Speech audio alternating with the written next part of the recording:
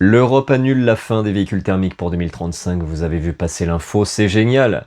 Sauf que non. Il ne faut pas seulement lire les titres, il faut aussi lire les articles. Petit rappel, en 2022, l'Europe a décidé qu'à partir de 2035, tous les véhicules devraient être électriques. Sauf qu'entre-temps, l'Europe s'est retrouvée face à deux problèmes. La première, c'est le public européen qui n'est pas assez réceptif et qui n'achète donc pas assez. Et en deuxième, la concurrence des véhicules électriques chinois. Oups. Face à cette problématique, les hautes instances européennes se sont pris un petit coup de pression de la part de la filière automobile, notamment de l'Allemagne. Il a donc été décidé, afin de rester compétitif, qu'à partir de 2035, ce ne serait plus 100% de CO2 en moins, ce serait 90%. Je précise qu'on parle de rejet de CO2 pour les véhicules neufs. Le gag, c'est que 90% de rejet de CO2 en moins sur des véhicules neufs, ça laisse la place à seulement deux types de véhicules autres que les véhicules électriques. Les hybrides rechargeables et les modèles à prolongateur d'autonomie. Alors non, il n'y aura pas de 3, 4, 5, 6, 8, 10, 12 et même 16 cylindres thermiques en 2035. Du moins, pas sans une hybridation. Certains l'auront certainement compris, pour réussir à rendre ce projet entièrement caduc, il faudrait taper directement au portefeuille. Mais ça, c'est le consommateur qui a le pouvoir. Alors en Europe, on n'a pas des ressources de pétrole comme d'autres pays du monde. Par contre, on a de l'électricité.